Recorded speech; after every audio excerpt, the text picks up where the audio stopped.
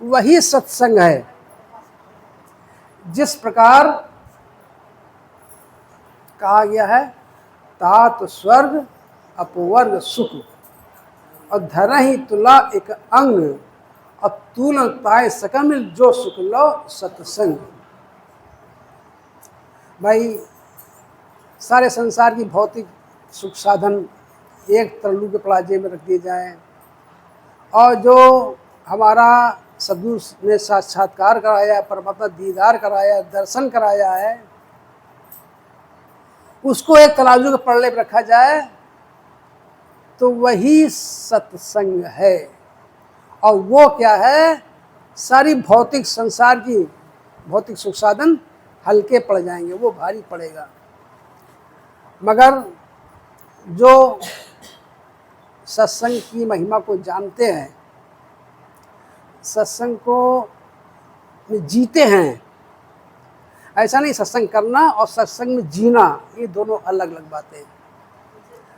हम यहाँ पे आके एक घड़ी आधी घड़ी सत्संग कर लिया, आके फिर चले गए, मगर फिर क्या है, फिर हम क्या है, संसार में संसारी बन गए। और कहते नहीं, ऐसा नहीं करो कि गंगा गए तो गंगा राम और जमुना गए तो जमुना। भाई अगर आप सत्संग कर रहे हो तो आपको संसार में भी आपके जीवन में प्रभाव पड़ना चाहिए। लोग आपको देखें, लोग कहें कि हाँ ये किस गुरु का शिष्य है। क्यों? आप देखो जो सत्संगी होते हैं जब कहीं बाहर जाते हैं, उनकी बातचीत से, बोल चाल से, उनके रहनी करनी से ये पता चल जाता है कि ये किसी सद्गुरु का शिष्य है। उसको कुछ बताना नहीं पड़ता, उसकी केवल उसकी रहनी कहनी बता देती है कि ये कोई सत्संगी है।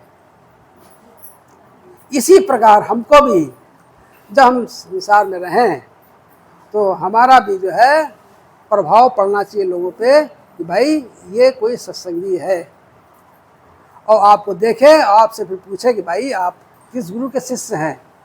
क्योंकि आपके कर्म ही क्या है, गुरु को उठाते हैं, आपके कर्म ही क्या है, गुरु को डुबाते हैं। इसलिए क्या है, हमें कर्म को सुधार करना है। कहने कर्म प्रधान विश्व रचि राखा, जो जस करें तो तस फल चाखा। इस संसार में कर्म की प्रधानता है,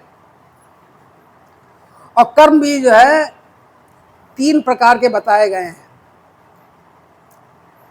एक बताया गया संचित कर्म, प्रारब्ध कर्म और क्रियामान कर्म। संचित से हमारा क्या है, हमारा प्रारब्ध बनता है, जो हमारे अंदर जमा है। संचित क्या है, जो जमा है हमारे अंदर, जो हम कभी कभी किसी के विषय में कुछ सोचते हैं, अच्छा सोचते हैं या बुरा सोचते हैं, वो संचित हो जाते हैं, वो बीज बन जाते हैं, फिर वो प्रारब्ध में बन के क्या है, प्रारब्ध उससे प्रारब्ध बनता है। और प्रारब्ध के बाद क्या है, क्रियामान। प्रारब्ध से हमको ये हम प्रारब्ध हमारा है, और प्रारब्ध क्या है, हम कर्मों का भोग भोगने के लिए ही संसार में आए हैं। जो हमने संचित किए हैं उनका प्रारब्ध बना, उससे हमको ये मानव तन मिला कर्म भोग भोगने के लिए।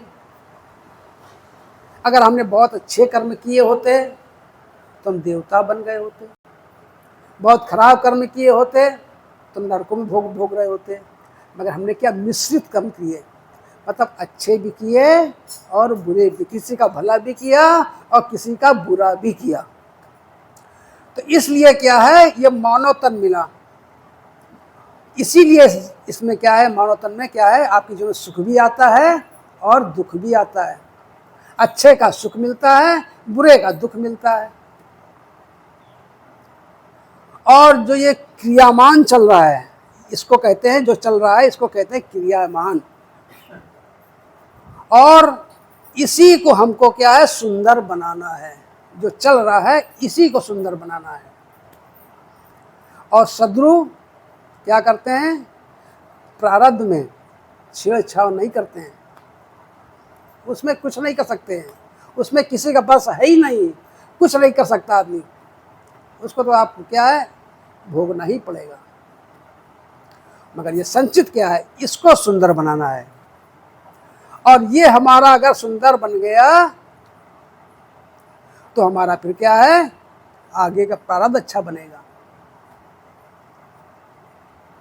तो इसलिए क्या है, संत क्या करते हैं, अपने क्रियामान को सुंदर बनाते हैं। क्योंकि आपने देखा, अभी बताई, कहानी बताई थी इन्होंने कि भाई एक संत अभी गए थे, अयोध्या जी गए थे, राम कथा करने वाले अपनी टीम के साथ अयोध्या गए थे। अयोध्या से वापस लौट रहे थे तो क्या हुआ, ऐसा बुरा एक्सीडेंट हुआ, गाड़ी पिच्ची पिच्ची हो गई, सब उसमें फंस गए। और वो संत जी चिल्ला रहे हैं, भैया कोई बचा ले, कोई बचा ले, बचा ले।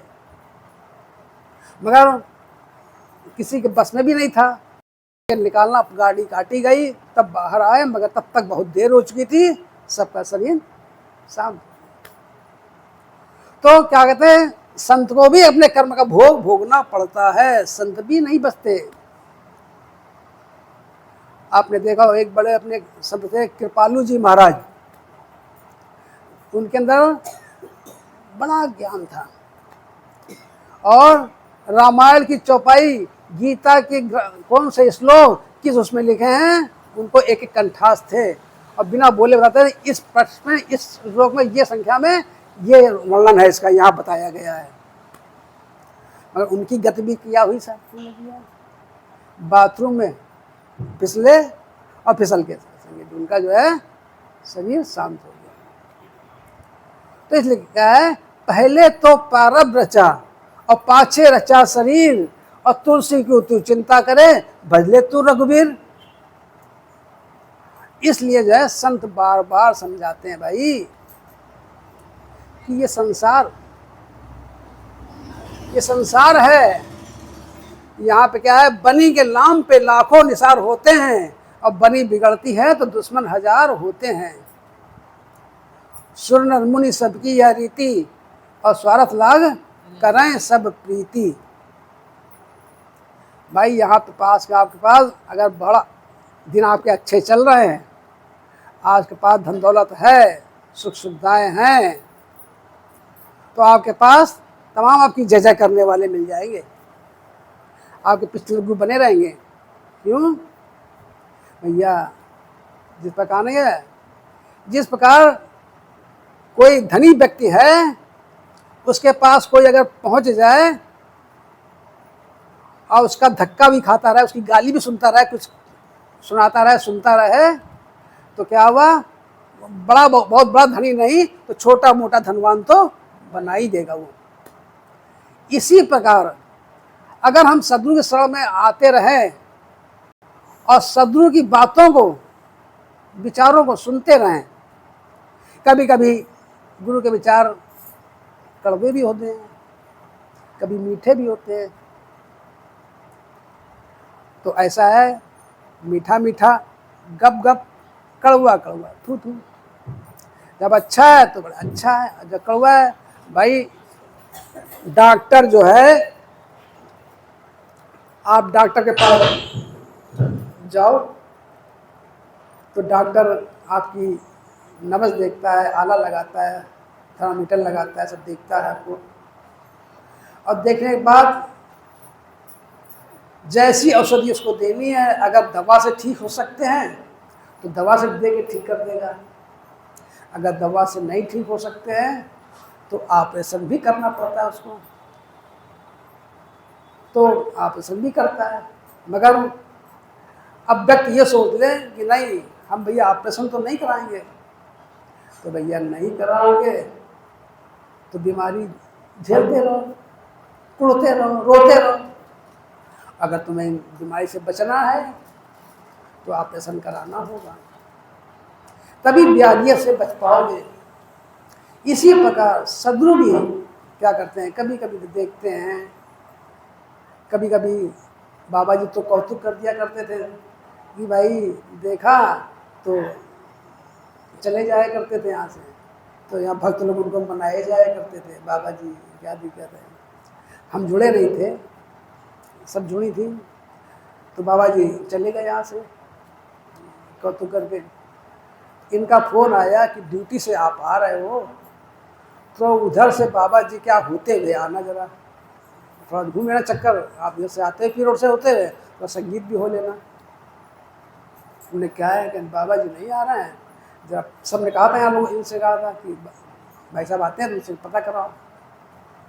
तो हम गए भैया, पता करते गए, संगीत के पास ही है, उस गली में बता दिया था। तो हम गए, पूछते पूछते पहुँचे, तो नाम तो फेमस ही था उनका, सब जानते थे। तो लोगों ने बताया हाँ ये है। तो जब गए तो बाबा जी अंदर कमरे में थे, आराम कर रहे थे, और बाबा मंगल सिंह मिले हमको। वो हमको जानते नहीं थे, ना हम उनको जानते थे। तो हमने कहा भाई हम बाबा जी से मिलने आए, वहाँ पलकी से आए हैं। तो बोले बैठे, हमने 2-4 बातें तय की हमको, और बाद में हमको जो है ठीक बाबा जी तो मिल नहीं पाएंगे, आप जाइए। हमको भेज दिया उन्होंने। और जब बाबा जी को पता चला तो उन्हें बड़ी खबर ली बाबा मंगल सिंह की, क्यों इतनी दूर से भक्त आया और तुमने हमसे मिलाया तक नहीं, तुमने जगाया तक भी नहीं हमको। तो ये है जिस प्रकार क्या है, नारियल ऊपर से कठोर होता है, मगर जब उसको तोड़ो तो अंदर से मुलायम होता है। इसी प्रकार संत कभी कभी दिखते तो ऊपर से कठोर हैं, मगर अंदर से बड़े मुलायम होते हैं, हृदय उनका नहीं होता है। इसलिए गुरु जी हमारे कहा जाता दुर्वासा, मगर क्या है उनके अंदर भक्तों के प्रति प्रेम था। भाई कठोरता क्यों थी